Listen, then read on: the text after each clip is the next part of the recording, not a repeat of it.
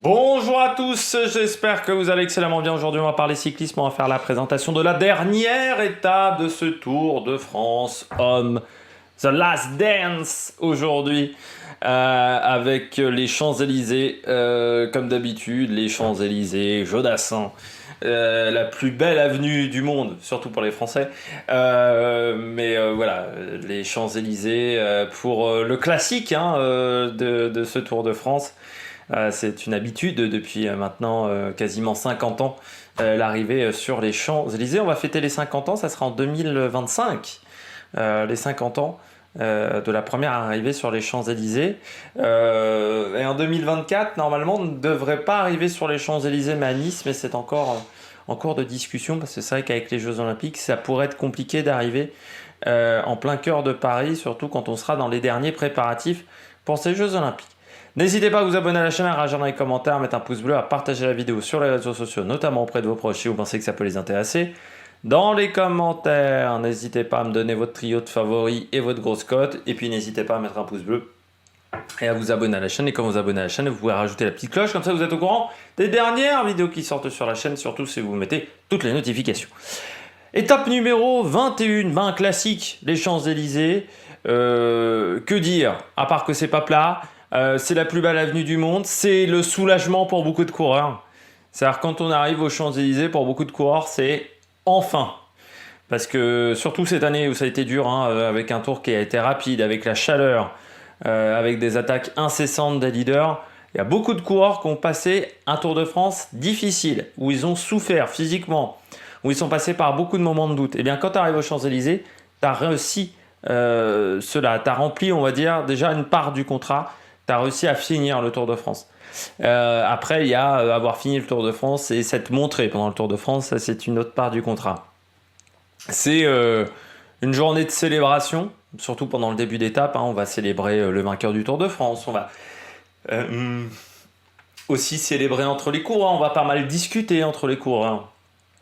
Voilà, je pense qu'il y a pas mal de personnes qui voudront parler à Philippe Gilbert aujourd'hui, qui sera dans les derniers moments de sa carrière, parce que même s'il va courir après le Tour de France, c'est son dernier grand tour, donc forcément passer un dernier moment avec Philippe Gilbert, avec tel ou tel coureur, parfois entre équipes, mais c'est des moments intéressants toujours pour discuter entre équipes, entre membres de l'équipe, mais aussi avec d'autres coureurs de d'autres équipes. Voilà, c'est toujours des moments intéressants dans ce début de journée. Et puis ensuite, quand on arrive sur Paris, ça s'accélère, ça s'accélérait violemment normalement. Et là après, c'est plus du tout la même chose. Faire attention, les Champs-Élysées, ce n'est pas plat. Mais on va regarder tout de suite ça avec le parcours Paris, La Défense Arena. Donc c'est plutôt Nanterre. Avec les Champs-Élysées, 115 km pour cette étape, qui est un peu plus longue que d'habitude. C'est vrai qu'on avait plutôt l'habitude d'avoir 100, là on a 115. Bon après, ça change pas grand-chose sur ces 15 km en plus. Début de journée classique, on part de Nanterre, les Hauts-de-Seine, qui financent notamment le classement par équipe, je crois, cette année, pour aller à Noisy-le-Roi. Versailles, toujours un grand moment de télévision de voir Versailles, le château de Versailles. Là, Franck Ferrand s'extasie à ce moment-là. Et puis ensuite, on quittera Versailles pour aller dans la côte de la forêt de Meudon. Ça monte pas mal, la Meudon, avec 1,3 km à 6,4 de moyenne, côte de 4e catégorie. Je vous dis pourquoi je sais que ça monte pas mal à Meudon.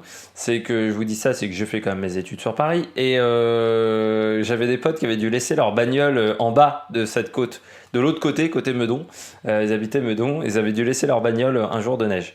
Ensuite, on arrivera à Issy-les-Moulineaux, et puis on rentre dans Paris, par Issy-les-Moulineaux, Boulogne, côté 92.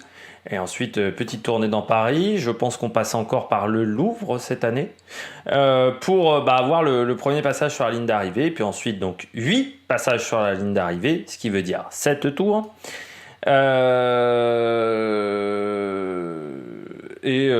Cette arrivée sur les Champs-Élysées, donc vous voyez avec cette petite bosse qui servira de sprint intermédiaire au kilomètre 74,5 et puis ensuite donc l'arrivée après 115 km de course. Je rappelle un petit peu le parcours sur les Champs-Élysées si vous n'avez pas regardé la vidéo du Tour de France féminin. eh bien, on démarre sur les pavés, donc on grimpe le haut des Champs-Élysées. Ensuite, on contourne par le rond-point de l'Étoile pour contourner l'Arc de Triomphe. Hein, on se souvient notamment de l'époque où on tournait juste devant l'Arc de Triomphe. On n'utilisait pas le rond-point de l'Étoile. Et puis ensuite, on redescend les Champs-Élysées. Virage sur la droite juste avant l'Assemblée nationale. Qui est en descente, qui est un petit peu technique, il faut faire attention. Ensuite, virage sur la gauche à la sortie de l'Assemblée nationale pour longer les quais de Seine. On reprend ensuite un deuxième virage à gauche. On passe sous le jardin des Tuileries avec un tunnel. Revirage à gauche pour prendre la rue de Rivoli. Faire attention, la rue de Rivoli est maintenant rétrécie, vu qu'il y a une partie, c'est un parcours piéton. Donc c'est beaucoup plus étroit qu'auparavant. Et puis ensuite, on termine avec une chicane gauche-droite. Pour arriver sur les Champs-Élysées. Je rappelle que la partie goudronnée est à la sortie de l'Assemblée nationale, donc sur les quais de Seine, le jardin des Tuileries, rue de Rivoli, et qu'on reprend ensuite des pavés à la sortie de la rue de Rivoli, quand on rentre sur les Champs-Élysées. On passe tout de suite à l'histoire, et on va revenir sur la dernière étape du Tour 2005. On arrive comme d'habitude aux Champs-Élysées, ça ne change pas. Mais on a encore une bagarre à ce moment-là de la course pour la 5e place du général entre Vinokourov et Leipheimer. On aura ça également en 2007, 2008 pour ceux qui s'en souviennent, Sastre face à Schleck, pas face à Schleck, face à Cadel Evans, pardon plutôt. En 2008, on jouera encore les bonifications avant les Champs-Élysées. Pour ceux qui se souviennent, il y a un sprint bonification où c'est la bagarre entre Cadel Evans et Carlos Sastre.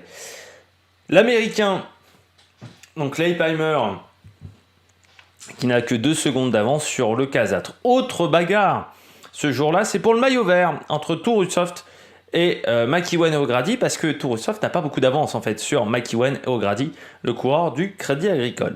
144 km au programme depuis le départ à Corbeil-Essonnes. C'est vrai que c'était à une époque où les dernières étapes du Tour de France étaient entre 150, moi j'ai connu je crois 160 km. Alors c'était des courtes étapes par rapport à l'époque, puisqu'à l'époque on n'avait quasiment pas d'étapes qui faisaient moins de 150 km sur le Tour de France. Et par rapport à aujourd'hui, je peux vous dire que les célébrations étaient très très longues et on s'ennuyait ferme pendant 2h30. On va pas se mentir, t'avais l'impression que l'étape durait 4h, 4h30, t'avais l'impression que t'avais pris 15 ans en regardant l'étape à ce moment-là. Le début de journée est une longue procession pour prendre des photos célébrées avec des coupes de champagne, comme d'habitude. Le temps est très nuageux et on attend même de la pluie sur Paris. C'est pour ça qu'ASO décide d'arrêter les écarts lors du premier passage sur la ligne d'arrivée, ce qui fait que ça ne va pas être facile pour Vinokourov s'il veut prendre la 5e place. Lors du sprint intermédiaire à Châtenay-Malabry, c'est Vinokourov qui passe devant Leipheimer. Alors, très drôle quand même. Des fois, il y a des choses, on l'aurait fait exprès, on n'aurait pas fait mieux. Faire un sprint intermédiaire à Châtenay-Malabry, remporté par Vinokourov lors du dernier Tour de France de Armstrong. Châtenay-Malabry, je rappelle, c'est là où on fait les contrôles antidopage en France. Il y a un petit côté très drôle. Voilà, je trouve qu'il y a un petit côté ironique qui est assez marrant. Les deux concurrents, donc Vinokourov et Leipheimer, sont désormais à égalité. Mais en sachant qu'on ne pourra pas faire d'écart techniquement, enfin on ne pourra pas prendre d'écart en temps. Il faudra prendre une bonification foncièrement à l'arrivée sur les Champs-Élysées pour gagner. Ça semble quand même compliqué pour Vinokourov face au sprinter. Comme d'habitude sur les champs, beaucoup d'attaques, notamment le francilien Carlos da Cruz de la Française des Jeux, mais qui va tomber sur la chaussée humide. Ça va quand même pas mal calmer les ardeurs de certains coureurs, ce qui fait que contrairement à d'habitude, on aura quand même beaucoup moins d'attaques sur les champs. Certains coureurs voudront vraiment assurer de finir ce Tour de France. À 3 km de l'arrivée, le peloton est groupé. C'est à ce moment-là que Vinokourov décide de sortir avec Yuri Christophe. Et oui, c'est le dernier moyen de s'imposer. Il faut s'imposer. Et pour que Vinokourov s'impose, il est obligé de partir de loin. Au sprint, il n'arrivera pas à prendre les secondes de bonification. Les deux hommes prennent une légère avance. Ils sont poursuivis par Bradley Waggy pour le maillot vert. Également, cette autre bagarre. Sous la flamme rouge, c'est même l'Australien qui est en tête. Mais il va se faire dépasser par Vinokourov qui va s'imposer Le Kazakh prend la 5e place grâce aux bonifications à l'arrivée. Torusov conserve son maillot vert pour 12 petits points. C'est la 7e victoire d'Armstrong. Sauf que je rappelle que Lance Armstrong a perdu toutes ses victoires sur le Tour de France au niveau du général après avoir été convaincu de dopage en 2012. Mais je rappelle que Armstrong est toujours détenteur, je crois c'est de 3 victoires d'étape. Et il est toujours champion du monde également du contre-la-montre, notamment l'étape en 95 pour rendre hommage à Casartelli. Elle lui appartient toujours. Il n'a pas été destitué de cette victoire. Les résultats entre 99 et 2000, à partir de 99 ont été supprimés, mais pas avant. C'est important de le signaler. Notamment, ces résultats chez Cofidis n'ont pas été supprimés. Du côté des personnalités, c'est les mêmes que chez les filles, mais on va en reparler. Donc en cyclisme, on a Guillaume Martin qui a dû quitter le Tour de France à cause de Covid, qui est né sur Paris, Laurent Fignon. Les 8 petites secondes, mais vainqueur quand même à 2 reprises du Tour de France, champion de France, vainqueur du Tour d'Italie également, commentateur du Tour de France, organisateur également de Paris-Nice à une époque, Laurent Fignon. Éric Boyer, donc, a été manager de la Cofidis dans les années 2000 après l'affaire de dopage, notamment à partir de 2005, je crois que c'est entre 2005 et 2012, Éric Boyer, et puis Octave Lapisse, donc vainqueur du Tour 1910, le premier avec des gros passages en montagne dans les Pyrénées, le Roubaix 1911, 1910 et 1909, Henri Pellissier, vainqueur du Tour 1923, de 2 fois de Roubaix, 3 fois le Tour de Lombardie, 10 victoires d'étape, la famille Turgis, Carlos da Cruz, Stéphane Rossetto est également de la région parisienne. Donc il y a pas mal de coureurs qui sont nés à Paris ou qui viennent de la région parisienne. Je crois qu'Aufredo aussi vivait longtemps pendant sa carrière également en région parisienne. Et puis on passe à Puteaux. Et Puteaux, c'est la ville d'Henri Sagnier qui a commenté pendant de nombreuses années le Tour de France, qui aujourd'hui vit en Picardie, il faut le savoir, Henri Sagnier, qui vraiment a marqué, je pense, plusieurs générations. Pourtant, il n'a pas commenté le Tour souvent, et puis également journaliste dans tout le sport, Henri Sagnier à l'époque.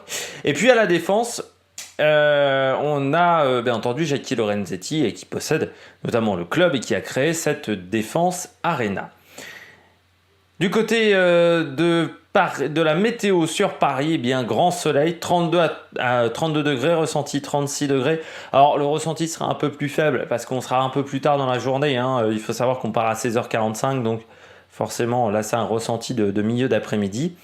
Du vent de sud, 10 à 20 km/h, donc sur les champs il sera plutôt de côté, de 3/4. Bon, il n'y aura pas de coup de bordure sur les champs, tout le monde sera très concentré, mais ça peut faire que certains coureurs sont en difficulté pour suivre. Du côté de la stratégie, sprint massif. Après, il y a toujours la possibilité de tenter le coup du kilomètre ou des 3 km, en sachant qu'en plus, pas mal d'équipes de sprinteurs là, ont des coureurs qui sont rincés, fatigués. Ça peut peut-être faire le coup. C'est peut-être l'année pour réussir à enlever Vinokourov des tablettes en tant qu'arrivée en solitaire. Pour qu'une échappée aille au bout, il faudrait quand même un gros miracle pour qu'une échappée qui se forme dans Paris réussisse à aller au bout. Du côté des pronostics, j'ai mis Jacobsen, qui sur le plat me semble le meilleur. Après, il ne connaît pas les Champs-Élysées, donc ça peut être un désavantage. Philipsen, lui, connaît les Champs-Élysées, il les a fait l'année dernière.